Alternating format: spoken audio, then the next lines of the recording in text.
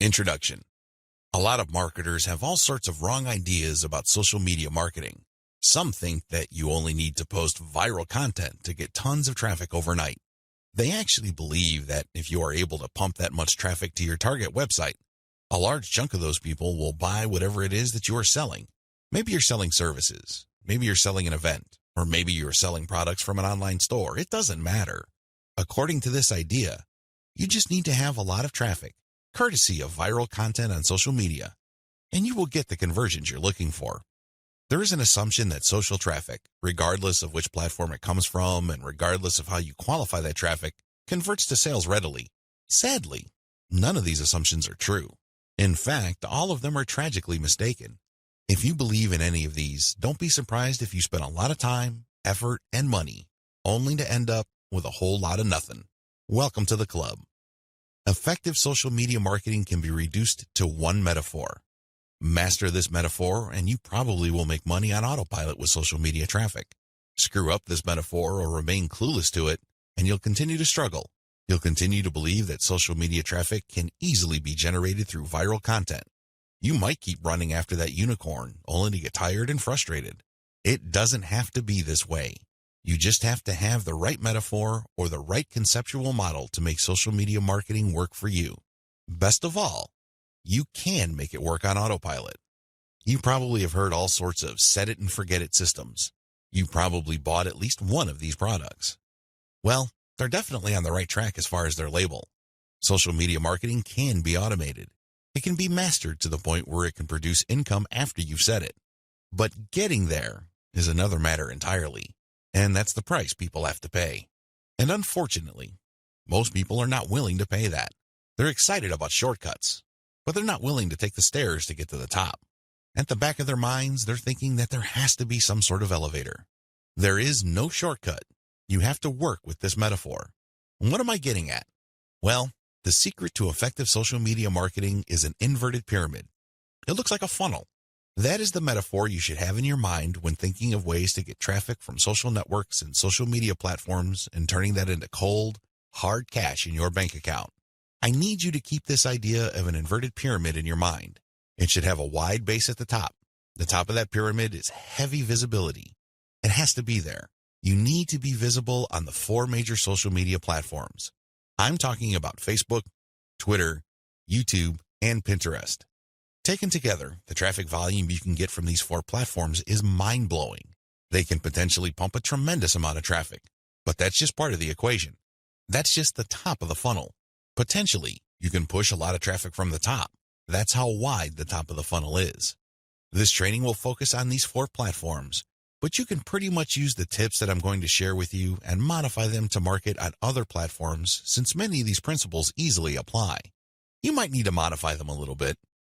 For example, if you are thinking of marketing on Instagram, a lot of the things that I will teach you about Facebook, Twitter, YouTube, and Pinterest can be tweaked to work well on the Instagram platform.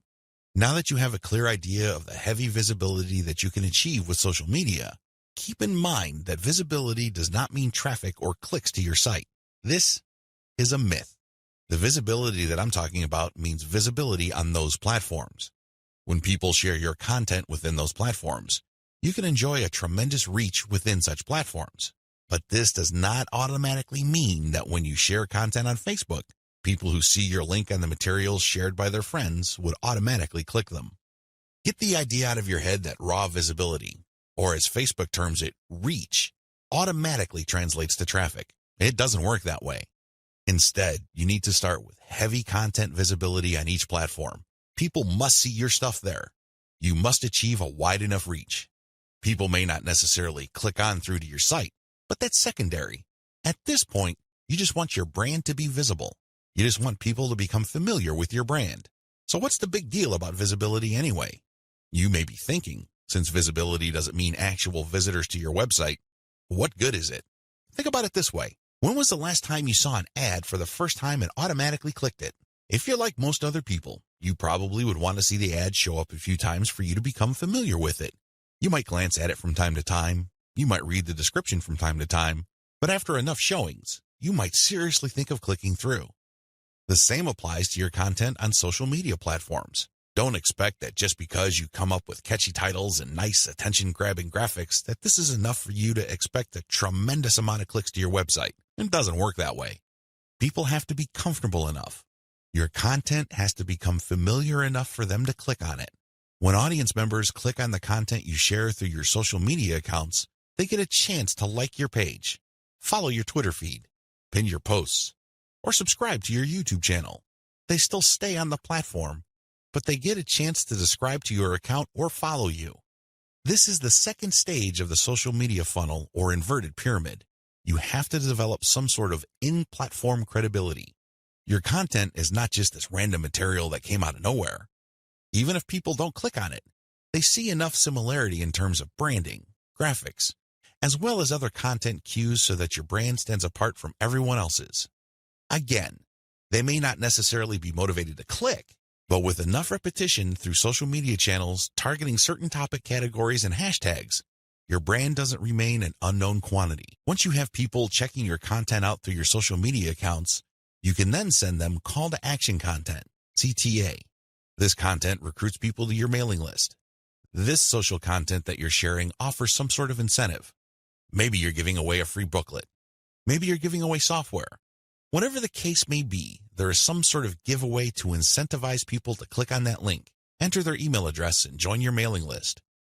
Whether you use freebies, special content, special free tickets to an online webinar that's pre-recorded, it doesn't really matter. Whatever the case may be, the end game is to get people to join your list. The end game? Well, when you look at the funnel, the end game is to get people to that narrow end of the funnel. At that end, you're not necessarily getting them to click on an ad to buy something. You're doing something far more valuable. Instead, you're calling them to action so they join your list. You are converting your social media reach, meaning the top end of the funnel, to list membership, which is at the very narrow point at the bottom of the inverted pyramid. This is where the magic happens. Once people join your list because you have successfully incentivized them to enter their email on your squeeze page, you get a tremendous opportunity to build a long-term sales relationship. That's really the best way to describe it, because when people give you their email addresses, what they're really telling you is that they trust you enough to want to have a business relationship with you. This means you should not abuse that relationship. You should not send them garbage. You should not send them spam. And by spam, I'm talking about material that is not related to the topic of your list. Stay on message, because if you're able to do this, you would have a tremendous opportunity to shape the conversation and continue to sell and convert your list, not just once, not just twice, but over the long haul. There are many successful list marketers who make 7 figures every single year, and all they have is a mailing list. It all depends on how you build that list, who's on that list, and what you are selling on that list. Regardless of how you cut it, you can turn what would otherwise be a huge amount of social media reach into a loyal list. This is the secret to effective social media marketing. You probably haven't heard this before. I wouldn't be surprised, because the vast majority of social media marketing books out there try to trick you into thinking that you just need to harvest all this traffic from social media so people can click like monkeys on the ads on your website. Maybe that worked when Facebook first launched nationally. It definitely doesn't work today. Sadly, this is where too many marketers fail. They screw this up. Now that you know the secret, here's some bad news. This is precisely the point where too many marketers screw up. When they're sending social media content, they promote their squeeze page directly. Although the squeeze page gives away freebies and incentivizes people to sign up, this is too much too soon. And, not surprisingly, a lot of these marketers burn through a lot of exposure just to get people to their list. Worse yet, when these people join their mailing list, they're completely unprepared. They don't know what to expect. They're not properly conditioned. A lot of them are not even fully qualified to become list members. So what do? They end up doing a whole lot of nothing. This is actually the worst kind of list member. It's much better to just have a very tiny list, because if you have a huge list and almost everybody doesn't do anything to put money in your pockets, you're going to be paying for those list squatters month after month. Alternatively, you might attract list bouncers. These are people who join your list just to get whatever premium you're offering, download it, and then promptly unsubscribe. They have effectively bounced from your list. Effective social media marketing. Effective social media marketing means using your social media traffic and highly effective content shared on social media to build successful relationships. Your email list is going to be the platform you will use to convert the relationships made possible through all that social media traffic. You're essentially creating highly targeted mailing lists using content shared on targeted channels on social media. This is the secret to effective modern social media marketing. What social media marketing is and what it isn't. There's a lot of misconceptions regarding what social media marketing actually is. In fact, when you come across people who call themselves social media marketing consultants or practitioners, chances are very high that they will give you different definitions. Part of this is due to the fact that there are many different points of emphasis when it comes to social media marketing. Some people focus on the content. Others pay more attention to the network that the content is going to be addressed to. Others give more of their focus to social engagement. Naturally, to the layperson, social media marketing is a big question mark. I understand if you're confused at this point. In fact, you may be so confused that you try to simplify things in your head and end up focusing on how to get as much traffic for as little effort as possible. That is precisely how a lot of online entrepreneurs and marketers approach social media marketing. Sadly, that is a one-way ticket to failure or disappointment. It's not just going to work out sooner or later. With any kind of project, you have to have the right definition. Otherwise, you're making things harder on yourself. Depending on the definition you go with, you might have all sorts of expectations. And if these outcomes do not come to pass, your resolve and your motivation levels start to suffer. You have to work with the right definition. A winning definition. With all of the above said, what is social media marketing for our present purposes? Well, since this training uses list marketing as its main vehicle for converting social media reach into cold, hard cash, social media marketing is all about content-based audience relationship building. Let me repeat that. Social media marketing is all about content-based audience relationship building. You need to use content in a strategic way. You need to speak to certain audiences and build a relationship with them. This relationship is not this broad word that makes people feel good, but ultimately doesn't mean much of anything. Instead, this relationship has a tangible form. And I am, of course, talking about your mailing list. Once you get people on your mailing list, that's when the fun begins. Everything else is just a workup or a preliminary prior to that point. You need to get people on your list. Social media marketing is going to be your primary vehicle to get people to your list. Everything has to revolve around that list. And this must shape, inform, and guide your social media actions. Managing your expectations. A content-based audience relationship approach to social media marketing sets different expectations compared to other ways of defining this type of marketing. When you read the typical social media marketing book, for example, How to Dominate Twitter, the focus is on traffic. Unfortunately, if that is your main goal, you end up with a the more the better mindset, and you feel really depressed at the end of the day because the traffic doesn't come. Even if it does, there's not going to be enough of it. You have set yourself up to fail. When you use a content-based audience relationship building approach to social media marketing, your focus is on getting the right content in front of the right eyeballs to build the right levels of trust. This is a long-term game. It is definitely a marathon, not a sprint. Since that is your expectation coming in, you position yourself for a long-term victory. You're not going to be the typical failed social media marketer who jumps into the game with both feet, only to find out that the traffic simply isn't there. So what do? That's right, they quit. Manage your expectations by focusing on the right definition and you will be okay. The worst thing you can do right now is to sabotage any chance of future success by defining the problem the wrong way and filling your mind with all the wrong expectations. Social media marketing can build brands if. Now that we've defined social media marketing, the next step is to focus on the end result of this content-based audience relationship building approach. If you do everything right, you walk away with a brand. And let me tell you, that is the best asset you will ever have. Now, in terms of real-world traffic, you may get a low to moderate level of traffic, but if you build a solid brand, that traffic is all you need. That is qualified traffic. These are not random people just blindly clicking on links out of curiosity. These are people who are actually interested in whatever it is you are trying to sell. They want to truly learn more. They want to build a relationship with you because they want to know what you're about, like what you have to offer, and eventually trust whatever it is you are pushing. These are real people. And this is only possible if you build a solid brand. You have to deliver solid value. I wish I could tell you that content marketing is enough to do it. I really wish I could say that, but that is not true. That only explains part of the situation. Sure, you have to deliver content that people truly are interested in, but at the end of the day, when they join your list, they are expecting and deserve value. That's how you build a solid brand. When people join your list, they will quickly find out that they did not waste their time because you send high-quality updates that actually add value to their lives. Social media marketing can explode the rate at which brands are formed. That's why a lot of people are ranting and raving about social media marketing. But a lot of them are clueless as to how to build a solid brand. Most of the time, they just stumbled into it. I'll let you in on the secret. It's all about content-based audience relationship building. There are many different parts to that equation, and I'm going to walk you through them in a practical way in the following videos. In this section, I just want you to wrap your mind around the definition and the expectations that flow from it. This is how we tightly define the project that you're going to embark on. Anything less, chances are, you're going to beat yourself up unnecessarily because you just had unrealistic expectations.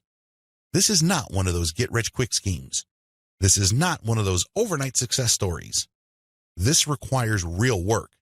This is the real deal. Are you ready for the journey? Great. Let's get on to video 2.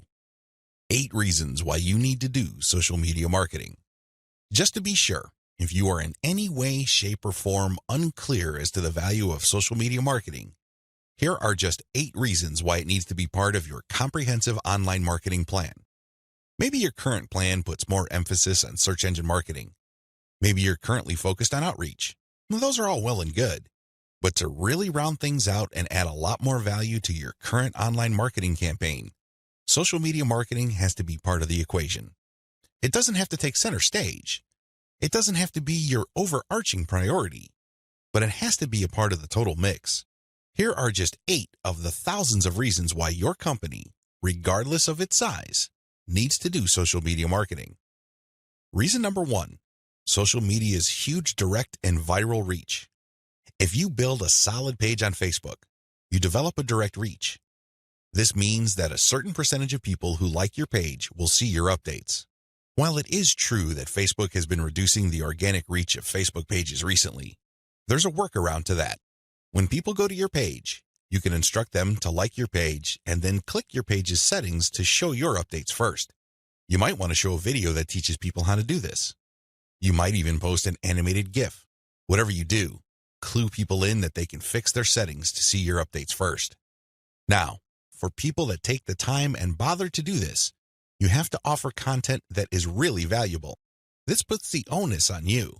There has to be real value on your page for them to want to do this. But you can increase your direct reach by instructing people. On top of that, when people like your content, they can share it on their wall. Since people on Facebook have friends and their friends have friends, this can easily have an exponential effect. In fact, even if your page only has 100 likes, but these are real people with real friends, don't be surprised if one of your posts gets really viral and spreads all over the place. Social media enables you to have a large direct reach. It also provides you with a tremendous opportunity to enjoy an exponential content coverage. Reason number 2, social media is habitual. While different demographics have shown softening or weakening of social media usage on a daily, weekly, or monthly basis, this still doesn't take away from the fact that a lot of people habitually use social media. In fact, a lot of people do this the first thing in the morning. When they wake up, they go to their mobile phone or tablet and check their updates. It can easily become a habit. This gives you a tremendous opportunity to get your content and brand in front of many interested eyeballs. Reason number 3, target audiences use different content formats. The great thing about social media marketing is that you're not restricted to just one content format. You're not restricted to video, pictures, links, blog posts, text, or audio files.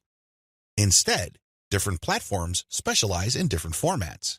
And when you create content for one platform, you can easily make different versions of it in different formats to spread out to other platforms.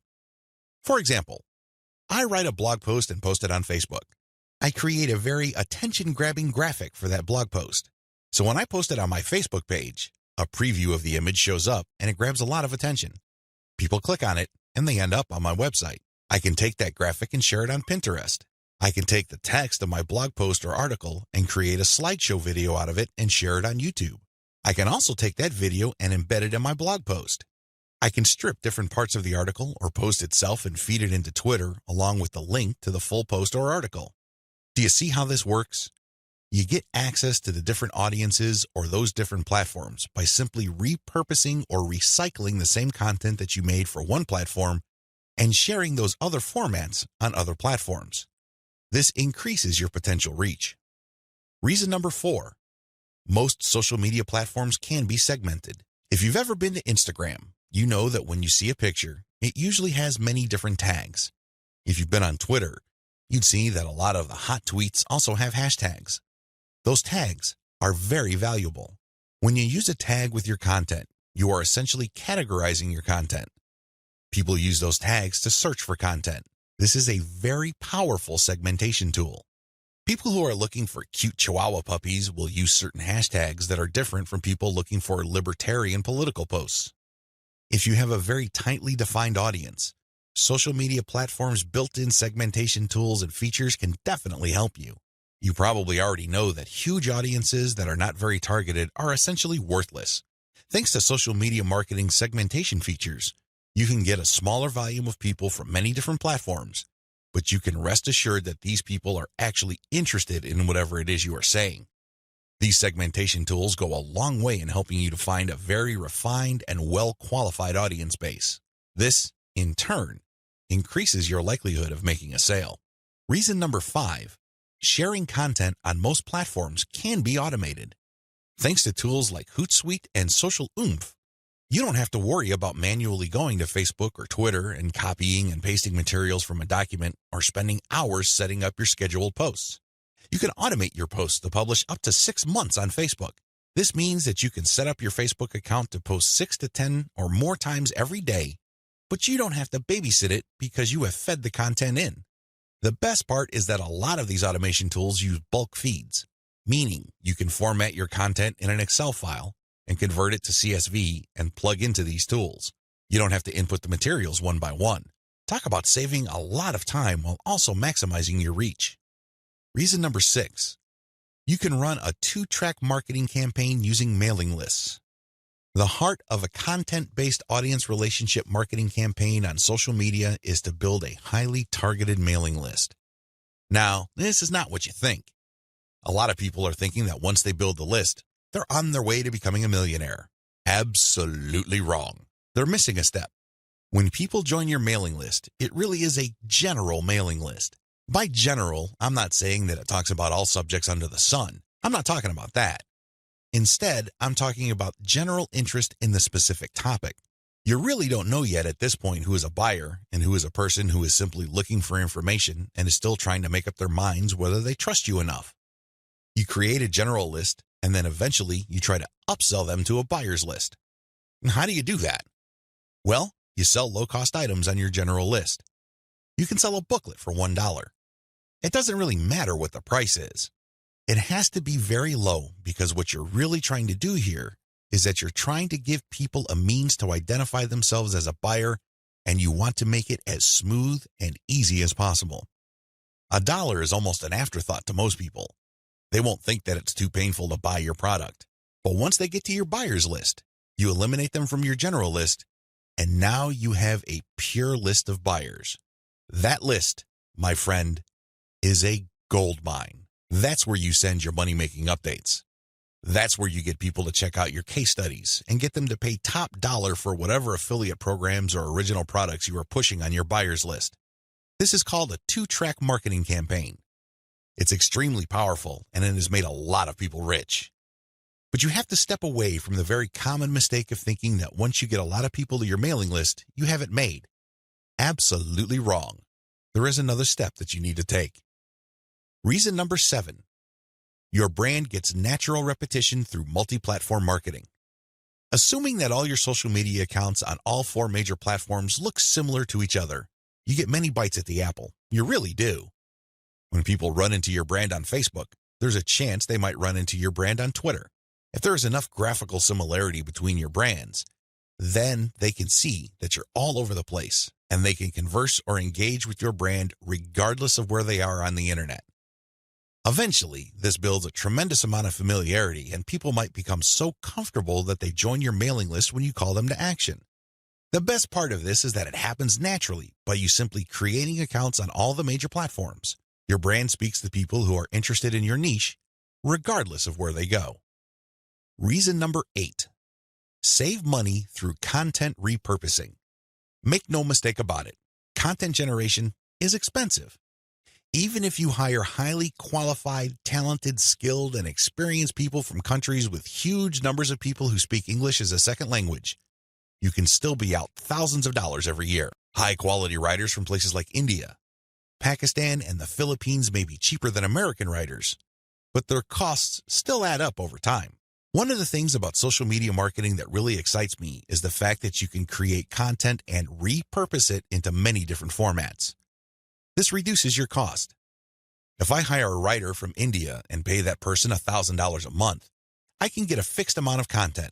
At this point, I can choose to pay that person another $1,000 to get even more content, or I can take whatever content he or she produced and turn them into videos, infographics, or strip them down into questions for tweets.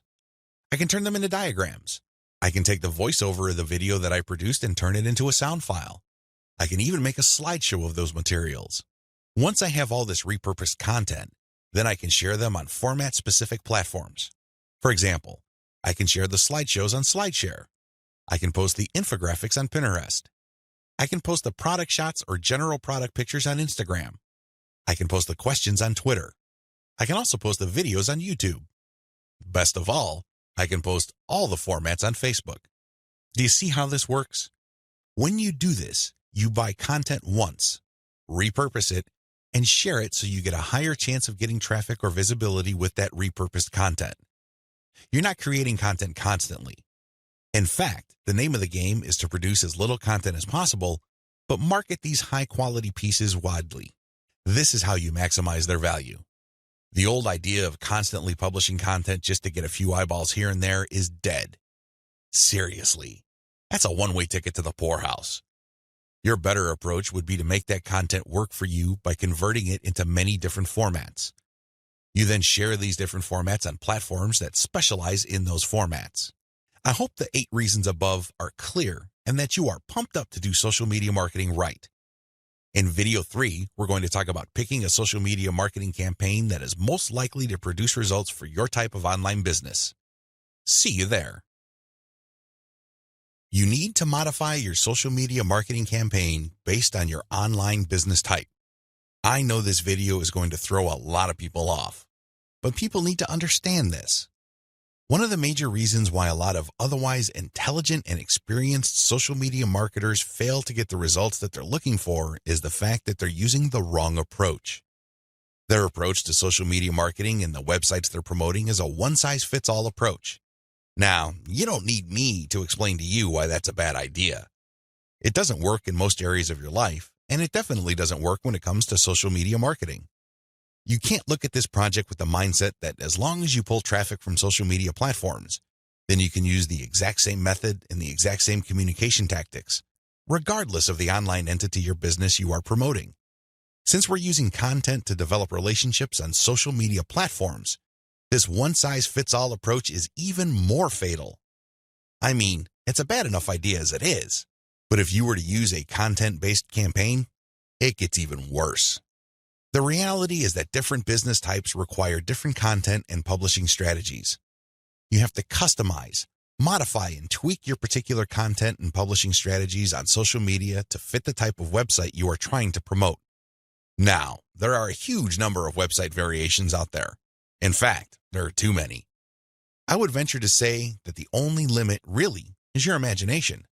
But if you were to categorize these different website types into 4 rough forms, they would more or less fall into the following: publishing, e-commerce or dropshipping, email lists, and traffic sales. Again, there are many variations of these, but if you were to look at the different types of businesses out there, you can pretty much reduce them to these 4 types. When you study these closely, they have different needs. They have different features that must be addressed. Otherwise, you're not going to get the results you're looking for. Unfortunately, a lot of social media marketers would try to promote a blog the exact same way they would try to promote a dropshipping or e-commerce website. Similarly, somebody who is essentially just trying to sell their social media traffic is trying to do content marketing like somebody with a blog. It doesn't work. It doesn't make any sense. The bottom line is obvious. Different strategies require different content types. You must start with the type of online entity you are promoting. Are you promoting a blog?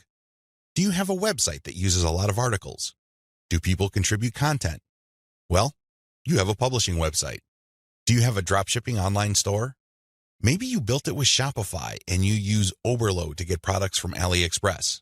When people buy stuff from your storefront, your software orders the materials from AliExpress and you keep the difference. Maybe you sell from your own inventory. It doesn't really matter. You run an e-commerce website. This is very different from a publishing business.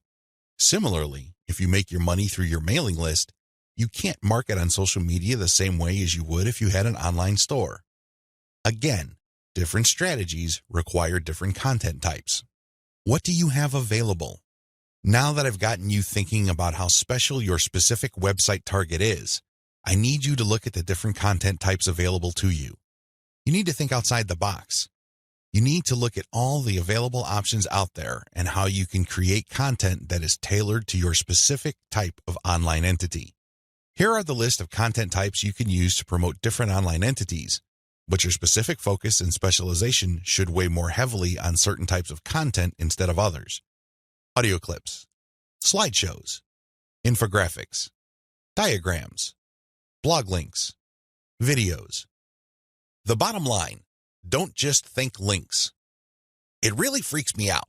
In fact, it really saddens me when I see a lot of otherwise capable social media marketers focus almost entirely on spreading their links. They think that this is the end game. Well, yes, links are important. I can see where they're coming from because when people click on a link, that's instant traffic. But you have to understand that depending on the type of target site you are promoting, you would build a tighter brand if you share different types of content. In many situations, you probably would be better off sharing more audio or infographics and diagrams than if you were sharing naked links because people are bombarded with links every single day. You have to pay your dues. You have to become familiar enough to your target audience members using these different content types for them to eventually trust you enough to click on your link. Unfortunately, a lot of people have this in reverse. They start with the links, and when they get desperate, they then use other types of content. At that point, they're a day late and a buck short. Don't do that. Instead, use the derivative content first, and then play up the links. Also, not all of these formats work with your particular style of website. I would suggest that you look at your competitors first and pay close attention to the type of content they are currently sharing. What kind of format do they use? Are they sharing mostly picture quotes? Are they focused primarily on video? Do they have a special fondness for diagrams? This is not random. This is actually telling you all you need to know about how to appeal to your target audience members. This is no time to be revolutionary and come up with something new completely out of left field. That's not going to work. There's a reason why your competitors are not doing this. At this point in the game, you should focus on what everybody else is doing and reverse engineer their formats. Once you have established a distinct brand, then you can experiment with different formats, different ways of doing things, and possibly coming up with something that is distinct to your brand. But until and unless you reach that point, you need to focus first on reverse engineering what everybody else is doing. In other words, let them do your homework. Focus on what they're doing right and build on it. Figure out their areas for improvement and come up with a more compelling offer. Pay attention to what they're not doing. Avoid those because obviously it doesn't pay. I hope I'm being clear here. Make sure that your content types as well as your sharing strategies fit the type of business you're in. A little bit of reverse engineering can definitely go a long way. The classic way to do social media marketing and why it is a waste of your time. Before I jump into the actual meat and potatoes of this training, I need to devote some real estate to how other people are doing social media marketing. I need to do this because it's very tempting for people to engage in the same practices. I can see where they're coming from. It is easy. It's like seeing some chump change in front of you, and it's almost irresistible to fight the urge of bending over and picking up that change. But when you do that, it will throw you off. It will give you a false sense of incentive or reward, and don't be surprised if you end up giving into your worst instincts, only to walk away with less than nothing. This happens all the time because human beings, being the way they are, would always take the path of least resistance. Who can blame them? But by warning you about how this works out, it is my hope that you stay away from this and focus instead on investing your time, effort, and energy on the right way to do things. The classic approach to social media marketing. So what is the classic approach to social media marketing? Well, it's actually quite simple. Whether we're talking about Instagram, Twitter, or Facebook, you need to only follow, like, or friend people who are interested in your niche. You connect with all these people, and then after you have followed them, a lot of them would actually follow you back. For example, on Twitter, for every 100 follows, don't be surprised if maybe 20 to 30 people follow you back. Now, this is where it gets really bad. Classic social media marketers would then spam their followers. They would just send all sorts of unrelated garbage, and then they would unfollow. Do you see the pattern? Follow, get followed, spam, unfollow. I wish I could tell you that they do this sporadically, but instead, these self-professed professional marketers use all sorts of sophisticated software to do this. Up until a few years ago, this worked like a charm. This was a great way to get a lot of Twitter traffic, but not anymore. This pattern instead can get you banned. More importantly, whatever traffic you do manage to get using this tactic is not going to be any good. Why? There's no targeting. You're not pre-qualifying these people who would follow you. The only reason why they followed you in the first place is because you followed them first. Where's the selection there? Where's the targeting there? Now, you can make wild guesses, but ultimately, it's a volume game and it leads nowhere. The return on effort is not there. I'm not saying that you can't make any sales doing this technique. I'm not claiming that. But what I'm saying is that whatever rewards you get are not offset by the wasted time, effort, and energy, as well as opportunity costs involved. You're better off using a quality-based approach. Audiences are looking for quality. The bottom line to modern social media marketing is to use quality content. Your content will speak for you. Your content will do the pre-sales job regarding your brand. In other words, your content is your representative. It speaks to the values you want your brand to be associated with. The sad reality, even if the follow, get followed, spam, and unfollow technique still works for some people, the rules have changed. Social media platforms will reward or punish you based on engagement. If you want an extreme example of this, just look at Facebook. Facebook used to be a traffic goldmine. Not anymore. You need a really high level of engagement to preserve your reach on Facebook. If you get normal levels of engagement, good luck. That's how bad things are. And that's why I need to take this time to spell out why this classic social media marketing no longer works. Other failed methods. I would be remiss in my duty to educate you on failed social media marketing strategies if I don't also mention other failed techniques. First, hashtag hunting no longer works. This technique involves marketers finding hashtags that are trending. They basically would publish niche-specific content, but use unrelated or irrelevant hashtags and pair them with their content. They do this because they want to hitch a ride on the upward trend of those hashtags. They know people are searching for those hashtags. They know that these hashtag trends are hot, so they want to poach as many eyeballs as possible. Unfortunately, the traffic that you get is not going to be any good. People are looking for specific types of information, and when they see that your content is so obviously unrelated, they're not going to click through. You might even get reported. Another failed method you should stay away from is influencer spamming. There are many influencers in most all niches. If you want to see this in action, go to Facebook or Twitter. There are many specialized pages and specialized Twitter accounts. Now, constantly mentioning those influencers on your content is not going to help if your content doesn't really add any value. There has to be a reason why you are engaging with these influencers, and drawing their attention is not enough. Getting them to look at your content because you think your content is hot is a lousy idea. Instead, you should focus your engagement tagging based on what they did. For example, if an influencer was talking about recent trends in athletic shoes, then that person would be fair game for an article I post regarding the latest trends in athletic shoes and what they mean in terms of the bottom line of large footwear apparel companies. That influencer would be directly interested in what I have to say because I'm sharing content that is not only high quality, but is directly related to stuff he or she is already talking about. Do you see the specificity here? Do you see the direct link? Now, compare this with an influencer who talks only about Forex, and I tag that influencer when I'm talking about Bitcoin. That person's going to get annoyed. Do you see the difference? Finally, automated publishing with no outreach is not going to work. Basically, what you're doing is throwing spaghetti on the wall and hoping something sticks. If you're just publishing content on an automated basis on Twitter, Facebook, Pinterest, and other platforms, it's anybody's guess whether people would actually engage. You have to do some outreach. You have to draw eyeballs to your content. You have to find existing pools of highly qualified audiences and get your social media account in front of their eyeballs. Use your very best content. If you do this right, your automated publishing on social media will be greatly rewarded. Use a shotgun approach and you're probably going to get the same results as other failed social media marketers. 10 steps to faster and easier modern social media marketing. In this video, I'm going to give you an overview of the 10 steps I'm going to teach you in this training. This training is a product of many failed experiments. Believe me, if you've been exposed to some type of hot or groundbreaking social media marketing technique or strategy, I've been there. I've done that. This training is a product of all my experiences. I know what works and I know what doesn't. I also understand that people have different skill levels, time horizons, and project resources. I understand the limitations. I understand most people's concerns regarding social media marketing. Accordingly, I've come up with a 10-step program that appeals to most social media marketers, regardless of how small or how big their budget is, and regardless of their skill levels. If you're looking for a truly effective social media marketing game plan that you can set up to pretty much work on autopilot, this is it. Please understand that these steps that I'm going to lay out are exactly that, steps. You need to follow them.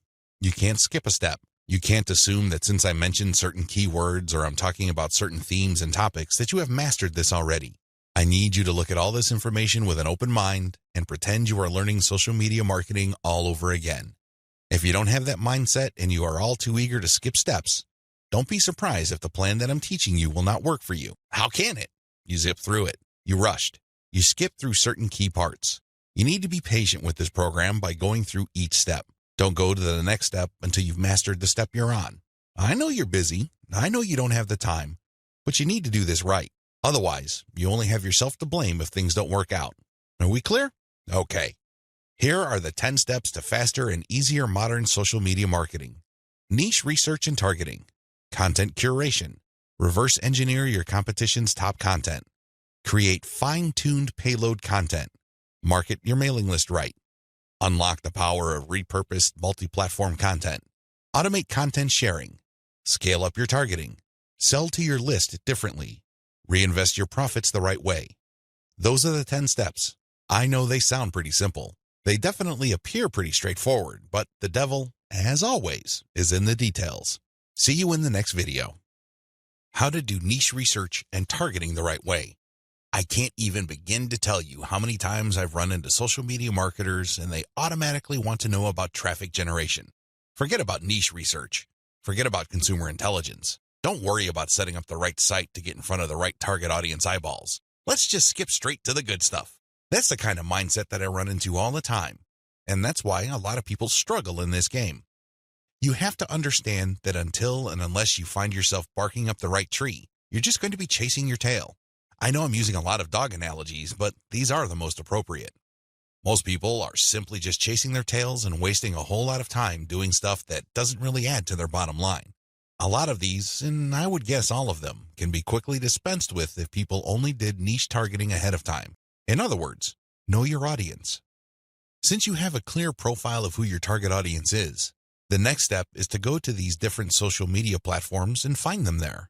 Believe it or not, whatever it is you are promoting, regardless of how esoteric, obscure, or weird it may be, there are already people on social media platforms talking about or showing interest in whatever you are promoting. I know it sounds crazy, it sounds weird, but it's absolutely true. Your job as a marketer is to find those audiences on these social media platforms. The way to do this, of course, is to identify your business's target audience. Sadly, most marketers don't even bother with this.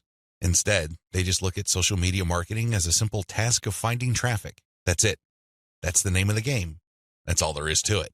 If you want to be successful, you need to be clear about who your target audience is. And believe me, this is not always easy. You're going to run into the temptation of making educated guesses about who your target audience members are. Most of the time, that doesn't work. Thankfully, there is an easier way. The more you take random shots in the dark, making all sorts of wild guesses, the more money and time you will lose. There's a shortcut here. Find your competitors. Seriously, just find them. And let me tell you, regardless of how weird, esoteric, or seemingly unknown your niche is, there will be at least one competitor on social media. Find that organization or business and let them do your niche and target audience research for you. Since they've already started and are already speaking to your audience, find out who your competitors are and look at their social media profiles. Reverse engineer who they're following. Pay attention to who they're targeting. Look at how they categorize themselves. In the most simplest terms, pay attention to the hashtags they use with their content. These clues should be enough to give you an idea of where to start. This way, you get a head start. You're not completely stuck in the dark and absolutely clueless as to what to do. Instead, you have some objective, tried and proven information you can work with. Pick your target niche. You have to remember that every business can be positioned in at least one of two ways. The bigger your niche, the more angles you would have at your disposal. You can look at different subsegments of your niche. You need to understand how this works because you might think you have a clear niche, but it may well turn out that there are many different layers or tiers to that niche. There might be different subsegments there. You should have a clear understanding of what your niche is generally and what subsegments exist within that larger niche. Again, you can reverse engineer your competitors to take a stab at this. Regardless, you need to do this. You need to get this information. Now that you have an idea of what your target niche is, go to the different platforms like YouTube, Facebook, Twitter, and Pinterest. Now, look at whether these places have sizable content areas or messaging areas like Facebook pages, groups, Google Plus communities, Twitter hashtags, Pinterest pinboards, and existing YouTube channels. Pay attention to these places and see if your niche is big enough on those different platforms. If you notice that a particular platform doesn't really feature that much content for your specific niche, this is a red flag. The demand may not be there. The audience size might not be worth your while. On the other hand, if you see there's a lot of videos regarding the topics that you're going to be hitting, this may be a good sign. But you need to do another level of analysis. Pay attention to the number of competitors you have. If there seems to be a huge number of competitors fighting over the same niche, then this is going to be a problem. But if it turns out that there's a lot of content targeting your niche, but they're only produced by a handful of people or organizations, this is an encouraging sign. Also, pay attention to how active your target audience members are. Look at the content that's being shared regarding your niche. Do you see a lot of engagement? Do people share this stuff? Is this hashtag quite prevalent? Look for these and other objective indicators of activity. When you wrap your mind around these indicators, then you should have a clear idea of whether you should target your niche at a particular platform or whether you should ignore a platform altogether. List out your niche indicators. While you're doing reverse engineering, pay attention to how your niche is indicated on platforms. These involve hashtags, categories, keyword targets, labeling patterns, and tags. Use these to do the analysis I described above. Again, in any niche, there are sub-niches. So your goal here is to find a sub-niche or a way of positioning your content so you don't run into a ridiculous amount of competition. You're still tapping into a sizable pool of demand, but you're not making things impossible for yourself by running headlong into well-entrenched professional competition. You will probably need to keep experimenting with different sub-niches until you find one that is promising enough. Content curation, your secret social media marketing weapon. Now that you have picked the specific sub-niche that you're going to be targeting, as well as finished doing advanced research on where your sub-niche or niche segment audiences are located on social media platforms, the next step is to find content. I've got some good news and some bad news. The good news is that you stand to save a lot of money. The bad news is that you need to put in a lot more time and pay attention to details. There are no two ways about it. You cannot drop the ball when it comes to the quality of the content that you are going to be sharing on your social media accounts. Each and every piece of content you share must build your brand. This is non-negotiable.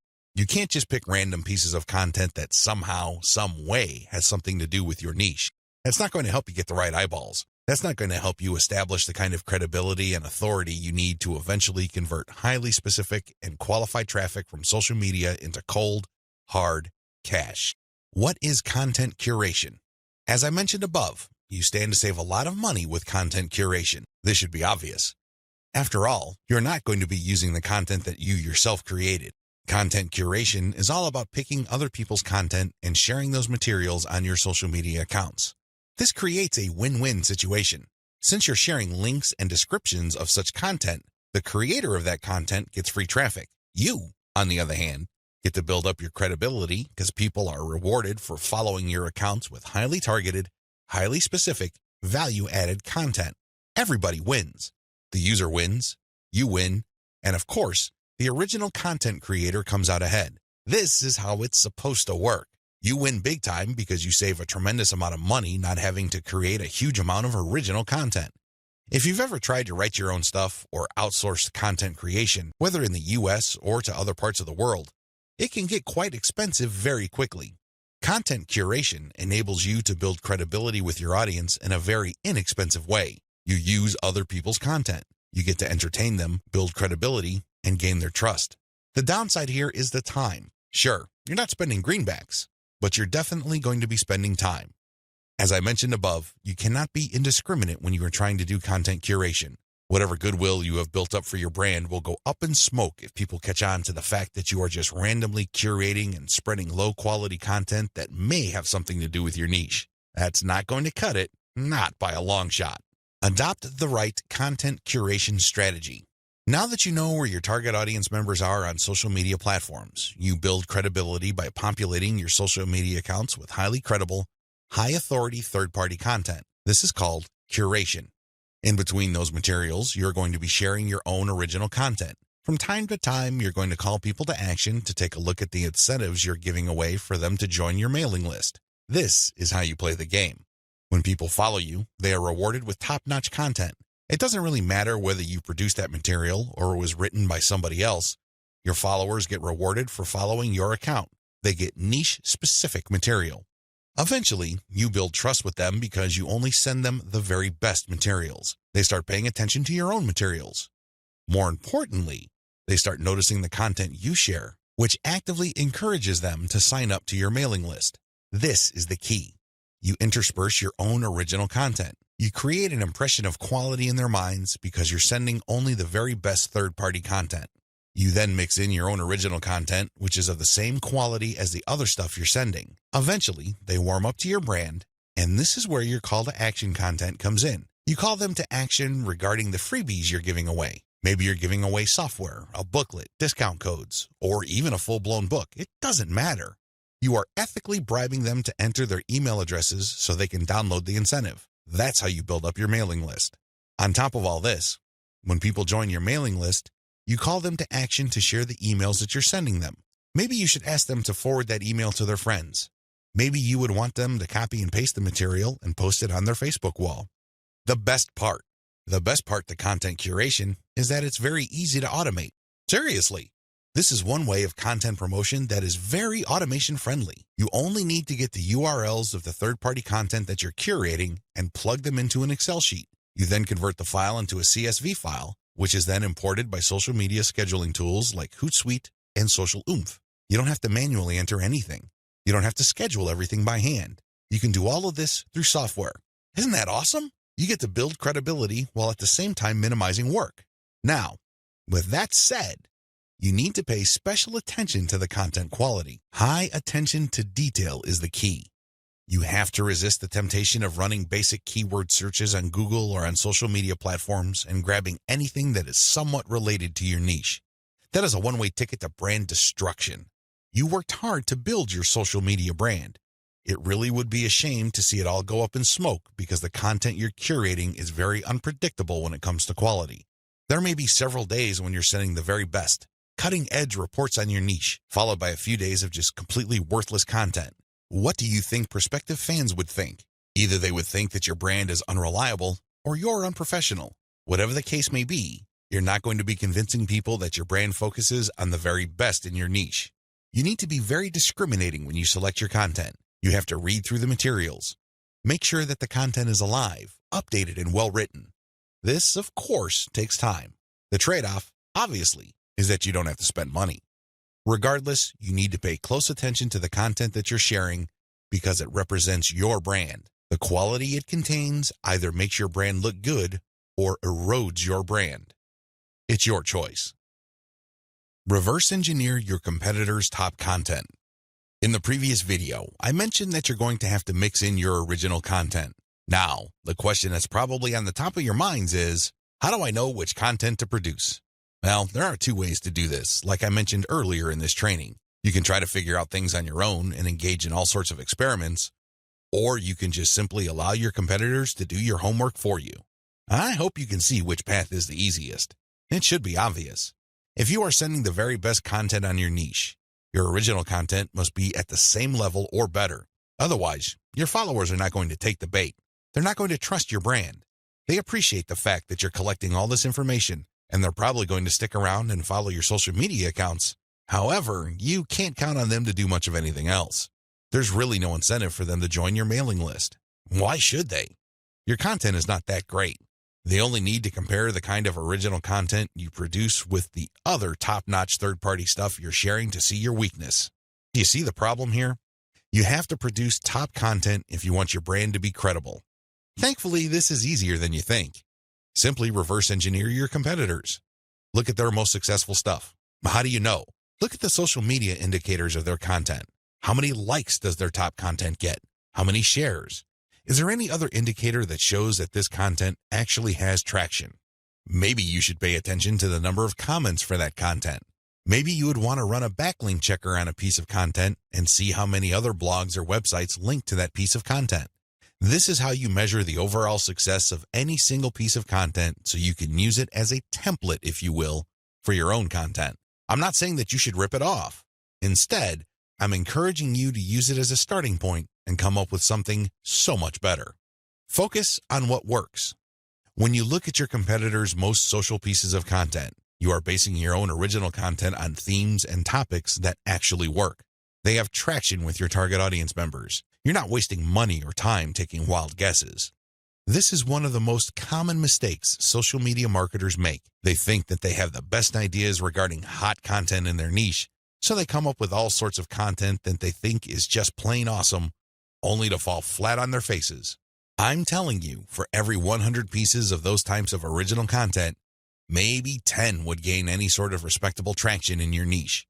It's too expensive, and it burns too much time. Thankfully, there is a better way. You just need to reverse engineer your competitors' most successful content. Use that as a starting point. You can adjust them. You can modify them. You can come up with your own variations. But at least you get a head start. At least you're in the ballpark when you start off. You're not just taking random shots in the dark. Learn from your own success. After you have started curating and mixing in your original content, pay attention to your statistics. They should tell you which of your content gets the most love. If you notice that a handful of your curated third-party content gets a lot of retweets, shares on Facebook, or any other indication of social media engagement, pay close attention to those pieces of content. At some level or another, they struck a nerve. They caught your audience members' attention in a very positive way. Find these successful curated pieces of content and create original versions of them. Similarly, if you have many different original pieces of content, only a handful of them will be really successful. Pay attention to those. Find them. Once you've identified them, create more of them. Focus on the same themes and present similar information the same way. The key here is to focus on what works and expand it and grow it. Ditch the stuff that failed. Build on your strengths. Create derivative, cross-platform variations of your most successful content. Now that you have a clear idea of how to create content that has proven traction, don't just keep reverse engineering it. While you need to continue doing that, you also have to do something else. Create derivative or cross-platform versions.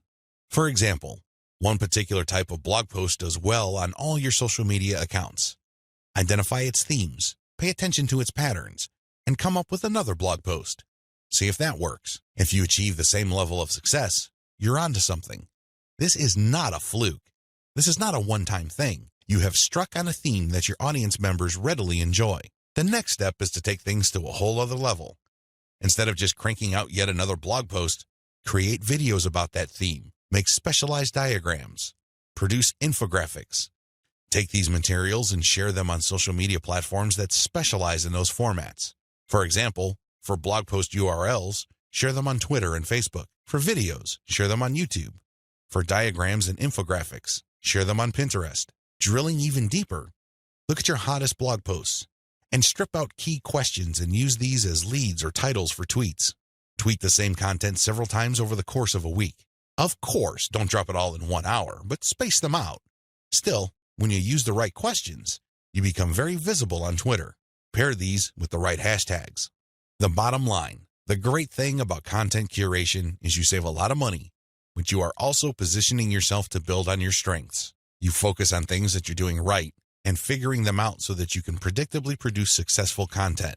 Now, this is not going to happen overnight. You have to keep experimenting until you find the right themes that consistently work with your audience. Fine-tune your payload content. As I have mentioned previously, you can come up with your very own content based primarily on the social signals of the top-notch third-party materials you are curating. Put simply, when you are going through your research, you will keep coming across certain pieces of content which get a lot of engagement on social media. These are all the objective indicators you need to understand that you are looking at high-quality, high-demand content. At that point, you can come up with your own version of that content. You can use it as a template, so to speak. Another approach would be to just do curation first. You just take all the high-quality third-party content with great social signals and put them all on auto-publish on your social media accounts.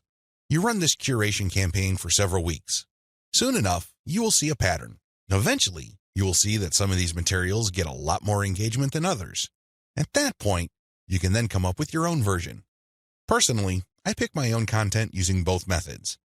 If I'm in a hurry to get people to sign up to my mailing list, I do the first method. But if I'm unsure about the niche or I'm still trying to feel my way around in terms of understanding my audience, I would stick to the second method. There's really no one right answer. It really all depends on your situation.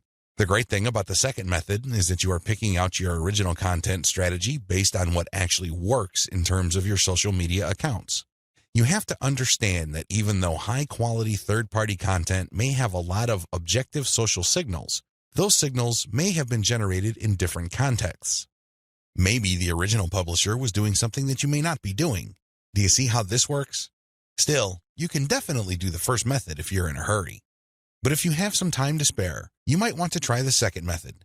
Do curation first, let it run, and then pay attention to your statistics. You should be able to see a pattern. In fact, based on my experience, content that tends to do well often falls within a narrow range of themes. In fact, in some of my campaigns, almost all of the content that got a lot of love from the internet was focused on one question. That's how focused your audience's needs may be. You should pay a lot of attention to the following. Look at the engagement of the content and the click-through. A lot of social media marketers drop the ball at this point.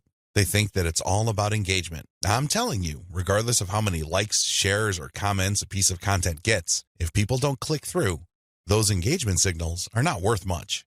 Remember, at the end of the day, you want traffic. That's the whole reason why you're doing this in the first place. Getting caught up in how many shares, likes, or comments you get is not going to do you any good. You have to always pay attention to the click-through. There has to be some sort of ratio between total engagement and click-through.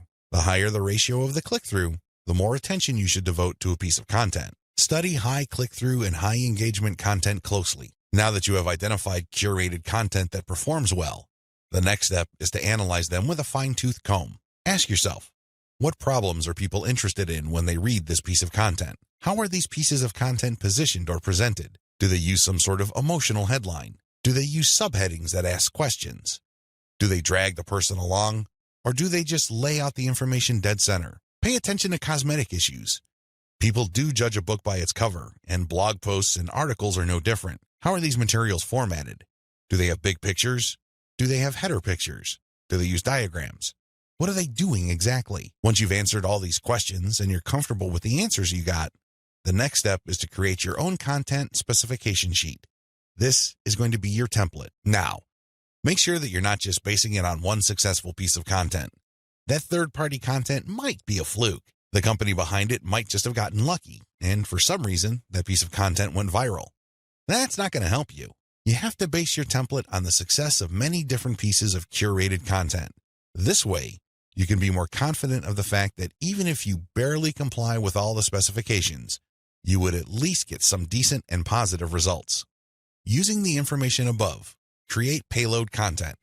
Now that you have gotten your template together, you need to create your own high-quality, high-engagement original content. This content is going to be used to sell people on your mailing list. When they read this content, they're supposed to get excited about joining your mailing list. This is content that is most likely to be credible and most likely to be shared. Are you excited? Well, don't get too excited. A lot of people jump in with both feet and they end up sabotaging themselves because the payload content they create looks like an advertisement. That's obvious spam.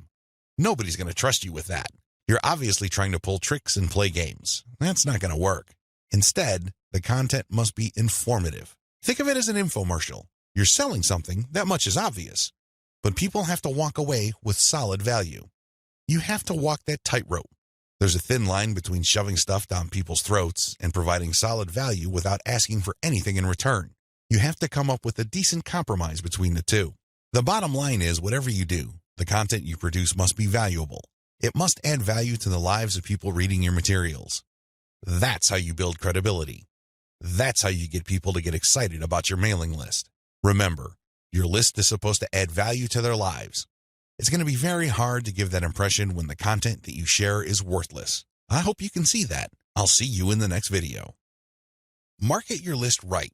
Now that you have figured out your payload content, the next step is to understand what kind of giveaway you're going to have to use to get people to sign up for your mailing list. In an ideal world, people can see the value you bring to the table. They only need to look at the content you share as well as the crucial information they get from your premium content. They see this premium content and they see what you're about, what you have to offer, and why it's such a good idea to sign up to your mailing list. Unfortunately, things don't work out that way. Even if you have the very best blog posts and articles on your website, people still need a push to sign up to your mailing list. This is where incentives come in. You're going to offer free, high-quality premium content, but you're going to repackage it in a way that people would appreciate. Maybe you put in a book. Maybe you come up with some sort of cheat sheet or resource sheet. Or perhaps you can strip it all down into a booklet or even convert it into software form. Whatever the case may be, this premium free giveaway content is going to act as an incentive for people to join your mailing list. They get a copy of whatever it is you are giving away for free in exchange for their email. I call this an ethical bribe. You're bribing people to sign up to your list. Normally, they wouldn't. Only a very few people would take the time and bother to sign up for your list, regardless of how awesome your blog posts and articles are. That's just the reality. Finding out what to use as an incentive. I hope you can see the logic behind giving away freebies so people can sign up to your mailing list. People need a push. People need some sort of extra sweetener to get the deal going. They need something extra to get them off the fence and onto your mailing list. Now, the next step is to figure out what kind of incentive to give away so people would join your mailing list. The good news is, you don't have to start from scratch. You don't have to take wild guesses. You don't have to take shots in the dark.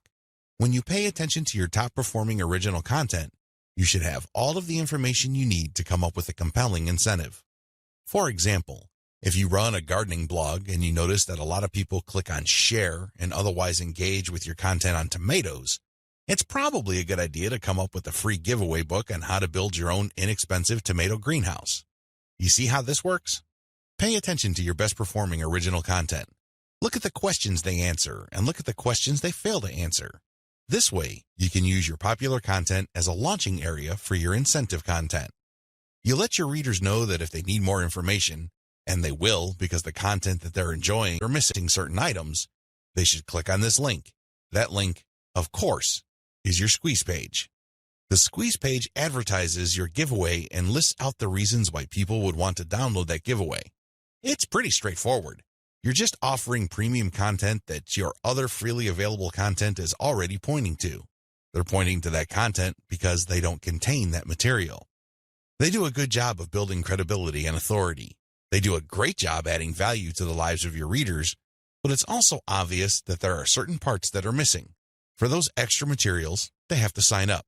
It's absolutely free. It doesn't cost them a dime, but they need to sign up to your mailing list. This is how you set up your mailing list. It has to be closely tied to your premium content. Coming up with incentives or freebies that look like they came out of left field because they're unrelated to whatever it is you're currently doing is not a good idea. Chances are quite good that you're going to fail.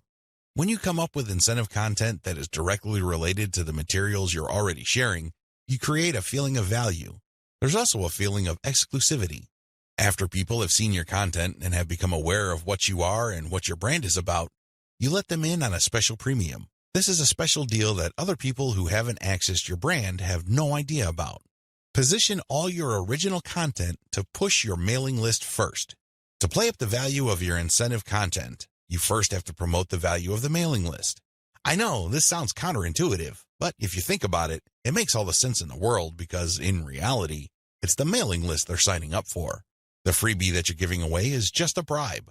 It's intended to get people to enter their email address and nothing more. If you were to use all your original content to play up the fact that people can get this additional content, don't be surprised if people sign up to your list and quickly unsubscribe because they really don't care about your list. Again, you're walking a tightrope here.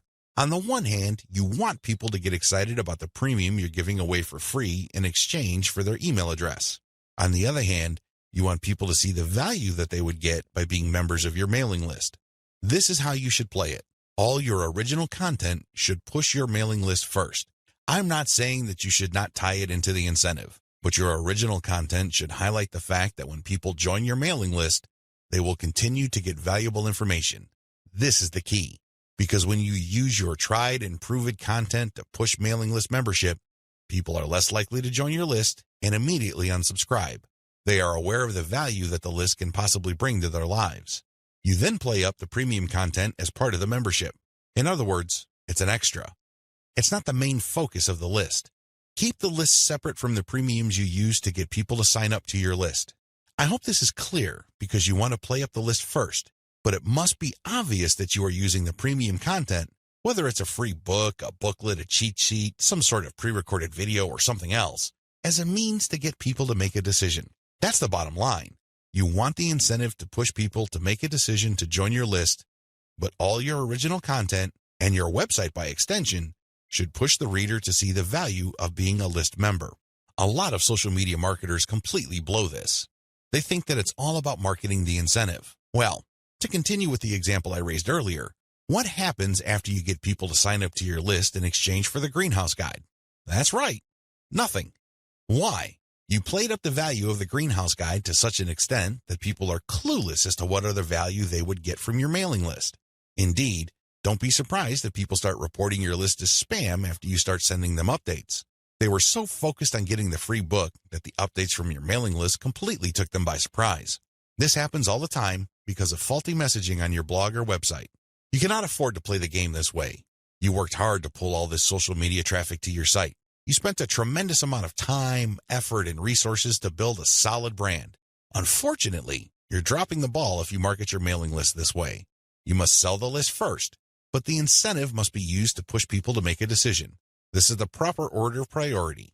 Anything else will fail. Set up your squeeze page for maximum social appeal. As I mentioned earlier, you should use your content to push your mailing list. You should use your content to upsell your squeeze page. But this doesn't mean that you can get away with badly designed squeeze pages. It's not going to cut it. Your squeeze page must be well designed. After all, this page is a specialized recruitment page. When people get on this page, you have to make the case as to why they should join your list, and not just for the incentive. While the incentive takes a big chunk of the real estate of a squeeze page, you should be clear about the fact that people are signing up to your list. With that said, you have to make your case. Why should people bother with your updates? Why should people stay on your mailing list? What kind of value would they get? Remember, people are always asking what's in it for me. Your squeeze page must answer that question effectively, clearly, and powerfully. Your squeeze page must be well designed enough to be able to make that connection, while at the same time, it must be easy to market on social media. Maybe you should have a graphic on your squeeze page that can be easily posted on Pinterest. Maybe you should have a video on your squeeze page that can be easily shared on YouTube. There are many ways you can go with this. What's crucial is that your squeeze page must be social media ready. At the same time, it should also do a good job of recruiting people. Set up the right confirmation page. When people join your list, thank them and make them feel welcome. You also have to clue them in regarding the content they should expect to receive. Make them feel that they just did the right thing. Make them feel that they solved a major problem. Not only do they get access to the digital freebie you're giving away, but they're also going to be receiving valuable information regarding a particular topic that they have problems with. This is how you sell the list. Simply hyping up and over-promoting the premium is not going to help you convert social media traffic into cash. That's just not going to happen. You have to sell the list. You have to build trust in the list. Unlock the power of repurposed content. I've already described this in an earlier video, but this topic is so important it deserves its own standalone video. When you create original content for your blog or website, you already know that this content has some sort of traction in your niche. You already know that there is a significant amount of demand for this particular type of content. Not only did you base your decision on the social signals of your reverse-engineered competitors' content, but you're also picking out content choices based on your own statistics. In other words, you're basing your best content on tried and proven material. You're not taking shots in the dark. You're not taking wild guesses. You're not crossing your fingers and hoping that something sticks. Instead, you have based your decision on what actually works. Congratulations! But you shouldn't stop there. Once you have noticed that this content really performs based on the amount of clicks as well as the social media engagement it gets, the next step is to repurpose that content, turn them into other types of content, and reshare them on platforms that specialize in those content types. For example, if your blog post is getting a lot of retweets and clicks, you might want to strip the blog post into questions. This isn't all that hard because if you look at any type of content, it consists of answers to questions. The questions may not be obvious. The questions may not be plainly stated, but the content is meant to address certain concerns. These concerns can be reworded into questions. Strip your most powerful and best performing content into a series of questions. Each question then is linked to the article or blog post that answers it. Tweet these and pair them with niche-specific hashtags. By using automation tools, you can rotate different questions that essentially promote the same piece of content. Since you're rotating hashtags, there's a high chance that different people looking for different segments of your niche would become aware of your tweet and possibly click through. Another thing you can do is turn your article into slideshows. Each article brings to mind many different mental images. Come up with different pictures for each of the topics raised by your article and create a simple slideshow using PowerPoint. Share these PowerPoint presentations on SlideShare. You can also use other tools to create a video from your slideshows. Once you've created these videos, you can obviously share them on YouTube. Alternatively, you can look through the issues you raised in your blog post and turn them into infographics. Infographics are essentially stripped-down graphical forms of articles or blog posts. They focus on the most important points you raised and make them easier to understand by the viewer by converting them into pictures. Share these infographics on Pinterest. Finally, you should make sure that all your blog posts or articles have a nice header picture. This way, when you load the link on Facebook, a nice preview shows up. It grabs eyeballs and people are excited to share the content. On Facebook, you have a wide range of content formats to choose from. You can share links, videos, infographics, photos, diagrams, and even audio files. After you share materials on your Facebook page, you should then get the link to that post and then share that Facebook page link in Facebook groups that cater to your niche or a related niche. This is how you unlock the power of repurposed content. If you play the game this way, you spend less time creating content and more time promoting.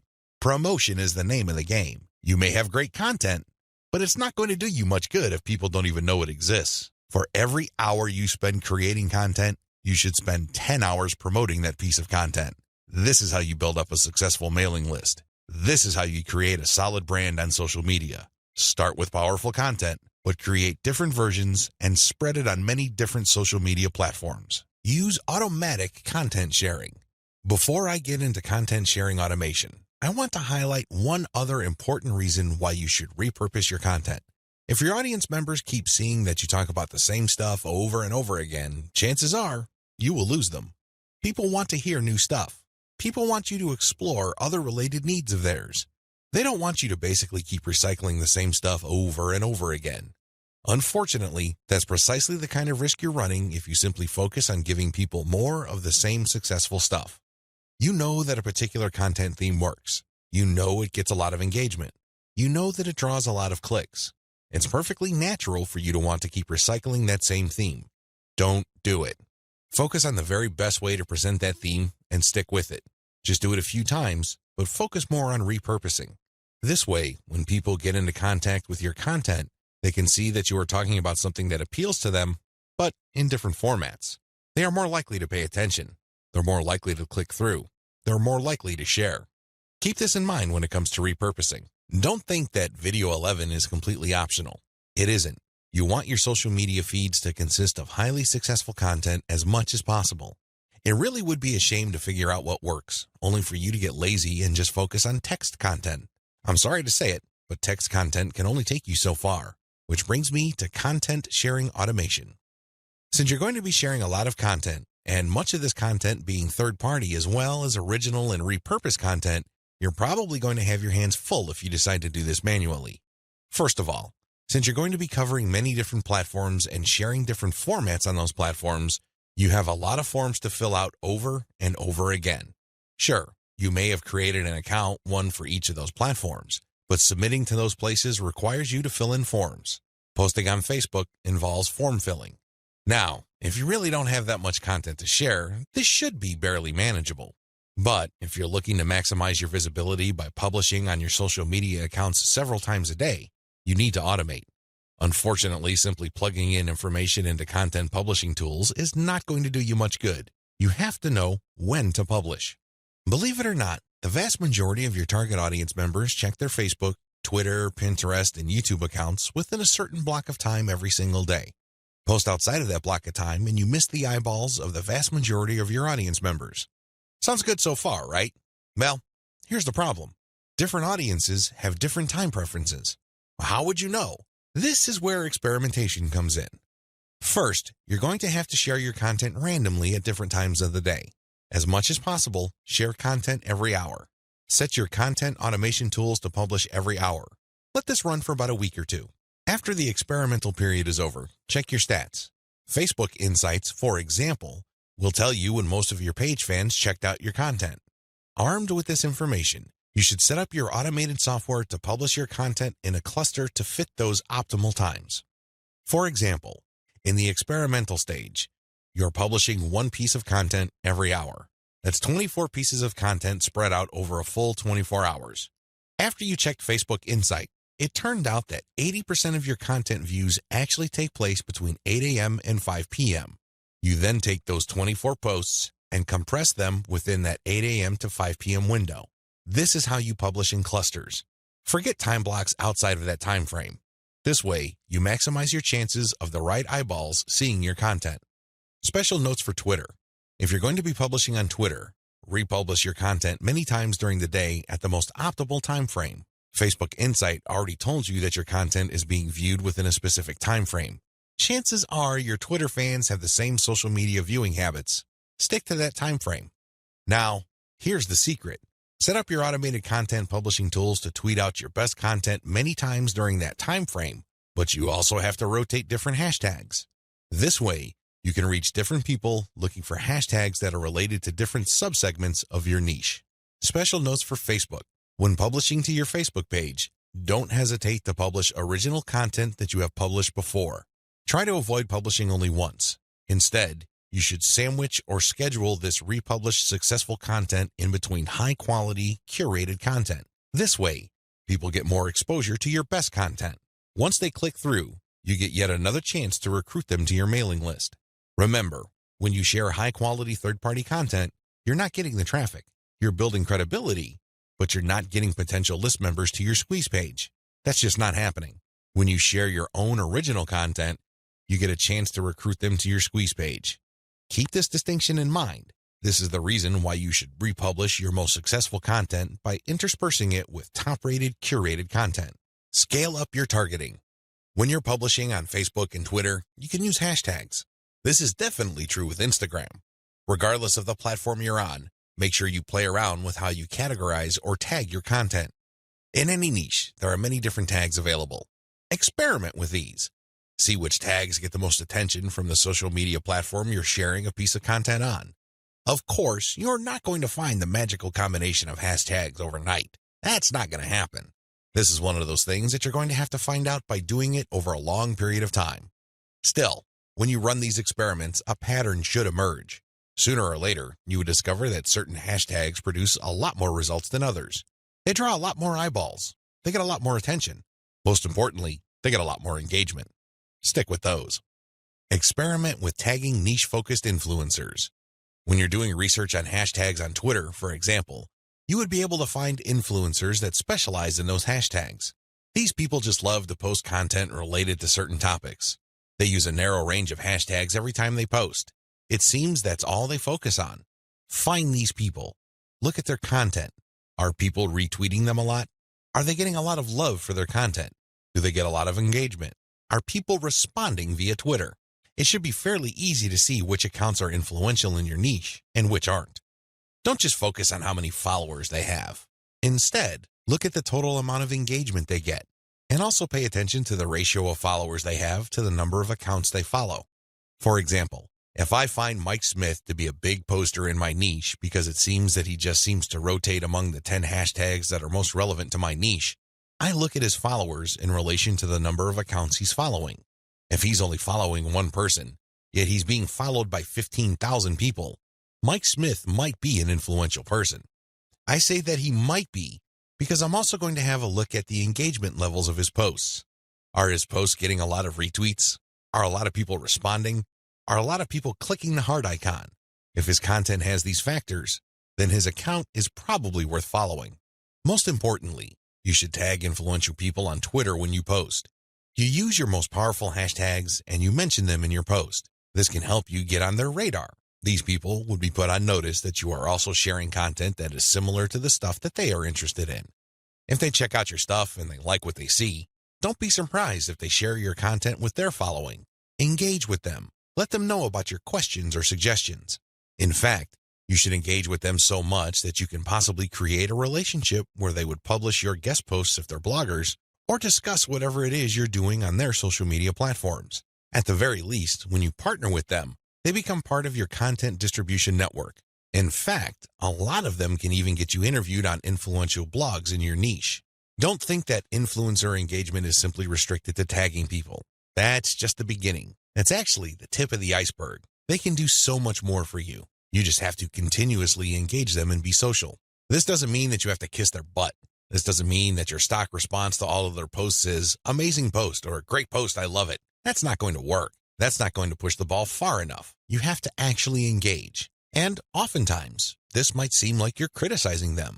This might seem that you are offering a negative view, but you need to get their attention. You need to bring home the point that you actually know your stuff and that you are also credible in the same niche space. That's how you get them to take you seriously. That's the kind of engagement that builds respect. Otherwise, you're just going to look like another member of the choir. They really don't have any incentive to interview you or post your guest content. Why should they? You're not really sharing any information or suggesting any points of view that are different or distinctive. Experiment with paid traffic. Only after you have spent a lot of time drumming up free traffic from social media marketing should you even think of buying traffic. I know this sounds a bit extreme, but it's the absolute truth. Why? Well, in the beginning, you don't know when your target audience members will be reading your content. In the beginning, you don't know what their demographic breakdown looks like. How many males compared to females are in your audience pool? Do males or females like certain types of content that you share? What are their age ranges? Where are they located? I hope you see the big picture here.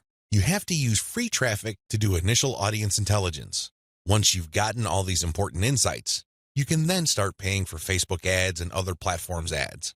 If you start any earlier than this point, you probably would end up wasting your money.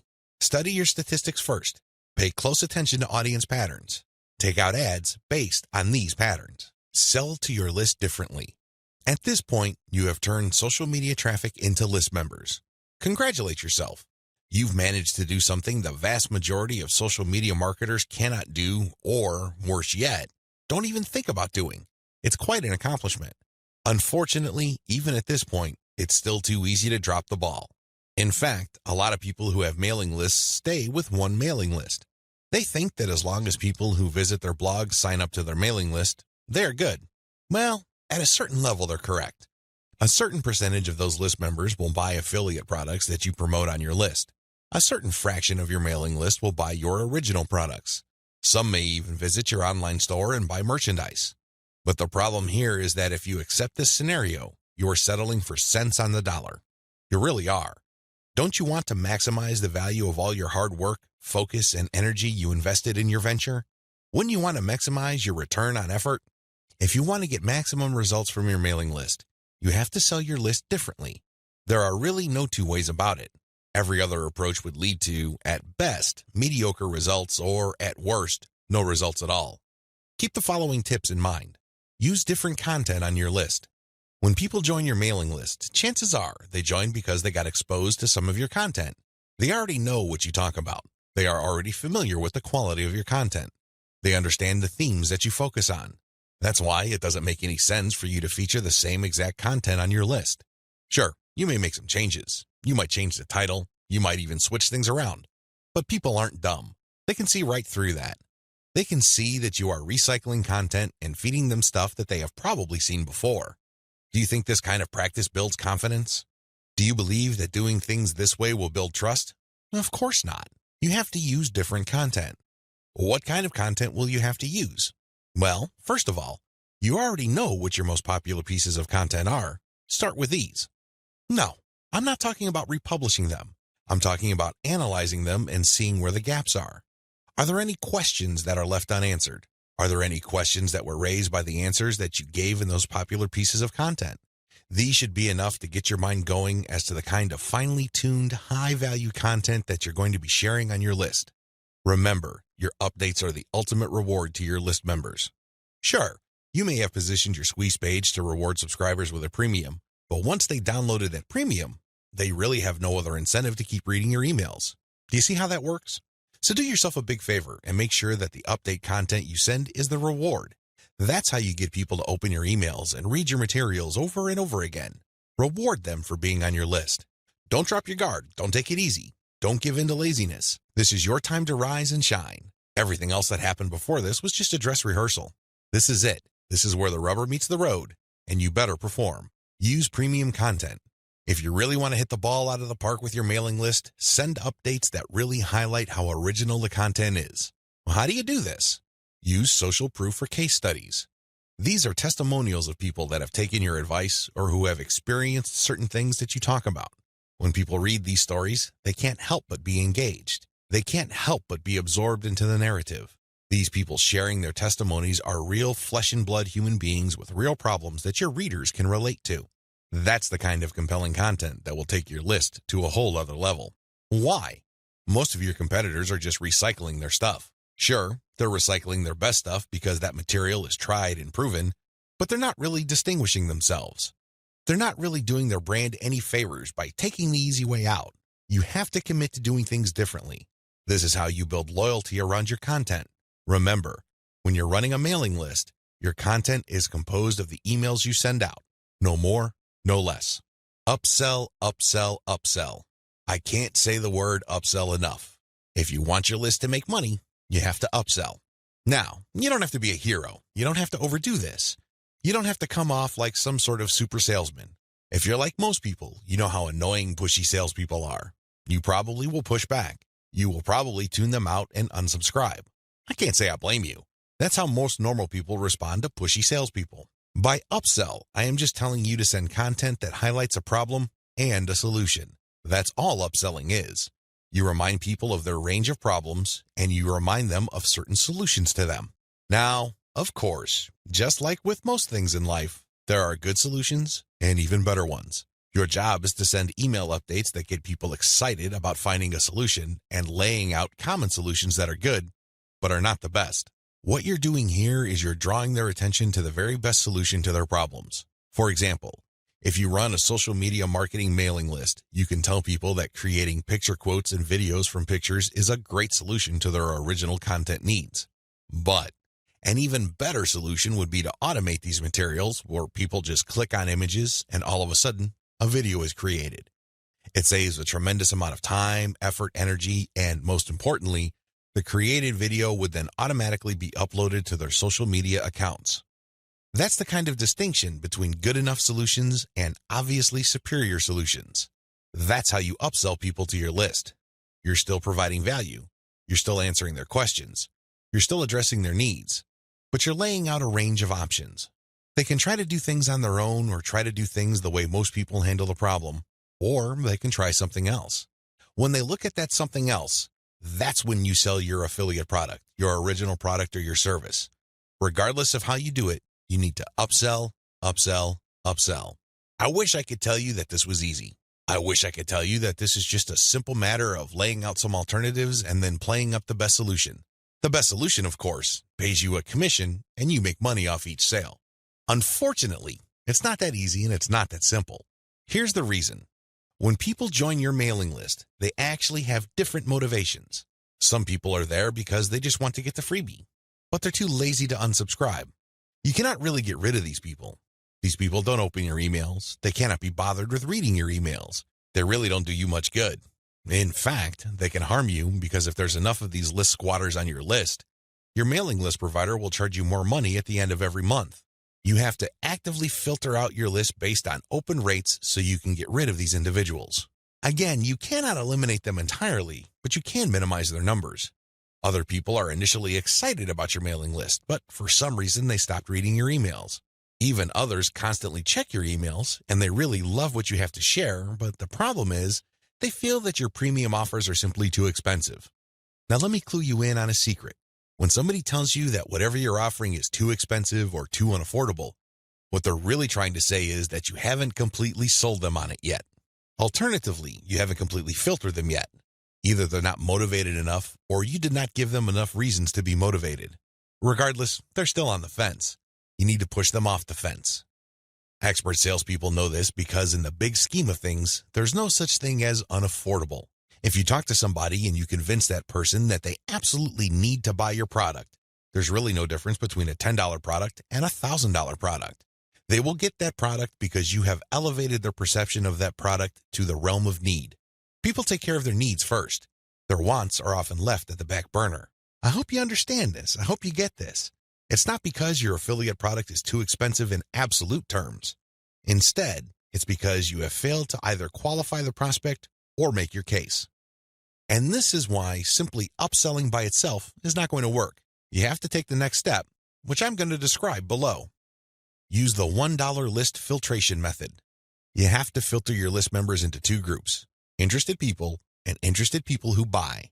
These are two totally different groups of people. Now, please understand that just because people open your emails religiously, it doesn't necessarily mean that they would buy from you.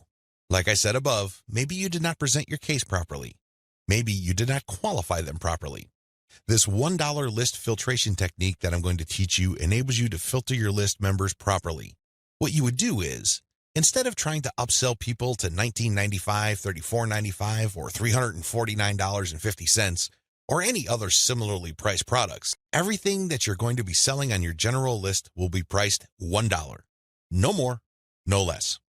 By general list, I'm talking about the list all people who sign up to your mailing list get on. This is your default list.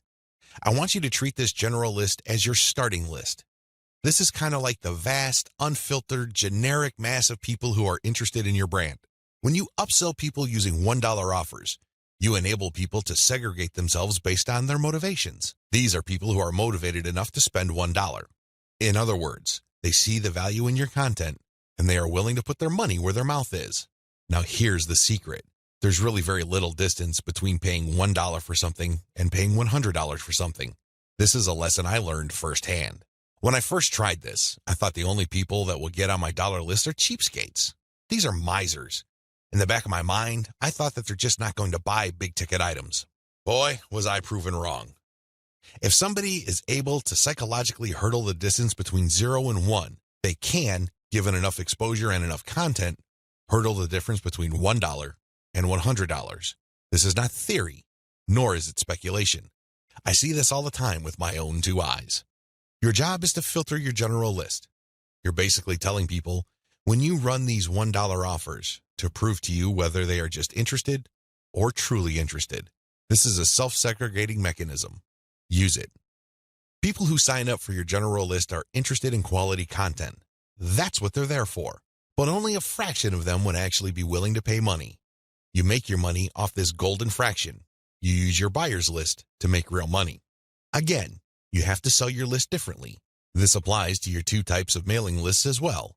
Your general list, they get quality information that is distinctive like social proof and case studies along with upsell messages. Your buyer's list, on the other hand, gets more in-depth material with higher value upsells. Again, if somebody's willing to go from $0 to $1, you have a tremendous opportunity to get that person to go from $1 to $100, $1,000, or whatever amount you want. Now, keep in mind that the higher the dollar value, the lower the conversion rate, but you get the point. You have to get people to segregate themselves based on their readiness, willingness, and eagerness to buy. And since $1 is essentially friction-free, this list filtration method works like a charm. Reinvest your profits the right way. By this point, the $1 filtration method has enabled you to make a decent chunk of cash every single month from social media traffic. The next step is to create a business. At this point, you might be feeling that you're just engaged in a hobby. It's a well-paid hobby, but still a hobby nonetheless. This too can be a trap. This can hold you back from the great success that you could otherwise achieve with social media. How do you turn the information that I shared with you into a platform for a business that can withstand the test of time? Simple. Reinvest your profits the right way. Move into other niches after you master your system. This training helps you identify your target niche. I've also given you the techniques to do well in that niche using social media traffic. Once you've made quite a bit of money on your niche and this money comes in month after month, you have to think big. You have to look into other niches that are related to your current niche. This thinking is actually pretty straightforward. If you have already mastered your niche to the point that you're making automatic income month after month, then you can apply the same system to other niches that are closely related to the one you're in. This is how you scale up your business. Instead of just one stream of cash, you build many different streams of cash based on the system that you mastered. You know what hashtags to target. You know what kind of content gets eyeballs. You know how to present information on social media. You know how to promote a mailing list. These and many others form part of your system. It really would be a shame to restrict that system to just one niche. Once you've mastered those, find niches related to those and grow into these other fields. Highly successful list marketers don't just operate one list. They operate dozens, and this translates to 6, if not 7-figure incomes year after year. If they can do it, so can you. Buy more targeted traffic after you find out what works. Once you have discovered the type of content marketing strategy on Facebook that works, you can buy targeted traffic. How? Use Facebook's lookalike technology to target people who share the same interest profile as your existing audience. This is what's so awesome about Facebook. This is also what gets them into all sorts of hot water. Believe it or not, accept it or not, Facebook is spying on you the moment you log into the platform. It pays attention to what you like. It pays attention to what you comment on. It pays attention to what your friends like. And it makes all sorts of predictions regarding your behavior and your interests. Accordingly, if you like certain topics, it creates an interest profile. Facebook's lookalike audience technology enables you to find people who haven't visited your Facebook page who share the same interest profile as your current fans. Talk about an amazing technology. Take advantage of this. It enables you to show your brand in front of eyeballs who are more likely to appreciate it. Invest in more original content. You might want to invest in original content. If you're already making a decent profit from your current system, you might want to take things to the next level and add a whole lot more value to the lives of people following your brand on different social media platforms, as well as in your blog or website with original content. Now, this doesn't mean that you have to roll up your sleeves and write everything yourself. You can hire professional writers to do this. Thanks to global outsourcing, you can get high-quality original content from places like ozkey.org without it costing you an arm and a leg. You can get high-quality content that truly engages your audiences without it killing your profit margin. Invest in more content updates. This advice really flows from the previous point I raised. If you're going to be investing in more original content, automatically you will be investing in more content updates. You will have a lot more original materials to share. These two actions go together. Regardless, you need to step it up in terms of content updates so you can pack a lot more value. Invest in your original products. When you're started out setting up this system I teach you in this training, you probably would be focused on affiliate products. You get an affiliate from an affiliate program, you market that link on your email updates. When somebody clicks on that link and buys something, you get a commission. Pretty straightforward, very simple. Well, if you really want to make a lot of money, you have to turn your back on affiliate marketing. You really do. Instead, you have to sell your own stuff. The reason why you need to do this boils down to control. When you are selling other people's materials, you are at the mercy of their squeeze page, their landing page, and ultimately, the quality of their product. What if their product sucks? What if their sales page converts only a fraction of the people it could otherwise have converted? You lose out. That's the bottom line. If you want to maximize your control over your income, you need to invest in your own original products. Thankfully, outsourcing is always available to you. You can outsource to professional companies like Ozkey.org or other specialized content producers to help you produce high-quality original materials for cents on the dollar. Sell your own video-based membership courses. The main problem with product sales online is, by and large, you're selling the item once. Somebody clicks the buy button, they pay, they get access to the download link, and that's the end of the story. They already have the product. They can enjoy it, they can throw it away, they can do whatever they want with it. But the transaction only took place once. Wouldn't it be awesome if people keep sending you money every month? Wouldn't it be great if you get recurring income? Well, that's exactly what you can enjoy when you sell your own video-based membership courses. For example, if you have a gardening blog, you can set up a video-based course where you teach people the ins and outs of garden cultivation. Every single month, each member's PayPal account or credit card account is billed a certain amount. You don't have to lift a finger. And this goes month after month after month until they cancel. The best part? You shot the videos once, yet you make money off them month after month. How awesome is that? This is called passive income. And the great thing about this is that you don't have to stick with video. It can be any kind of membership. Maybe you can give them access to pictures. Maybe you can give them access to files or even software. It doesn't matter.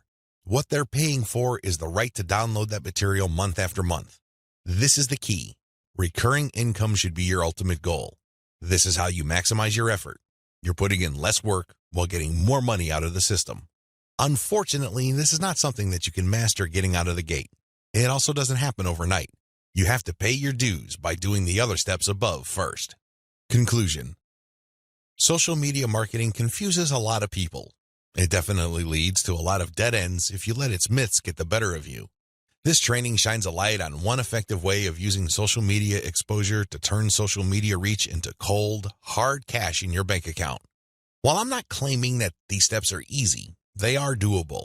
You just need to follow instructions. You need to conduct experiments and focus on what works. The key here is to use this information to fit your particular set of circumstances, to produce practical, actionable steps that you can use to earn a truly passive income. Don't move one step ahead until you've mastered the previous step. Now that you have all the information that you need to succeed, please understand that none of this will make you rich if you let it stay in your head. Not in a million years. You have to take action on them. You have to get that sense of urgency that you need to make this information a reality. The longer it stays in your head, the less likely your finances will change. Give yourself a deadline. Commit to a firm start date. Once that date comes, start. You don't have to be a hero. You don't have to hit a home run the first time you step up to the plate. As long as you're making a small step forward, that is good enough. Why? A small step forward is still a step forward. You have to keep doing it. You have to take step after step. It doesn't matter what side of the bed you woke up on. It doesn't matter what you're feeling. None of that matters. What matters is you stick to the plan. If you're able to commit and focus, you will succeed. I wish you nothing but the greatest success. Thank you for watching this training.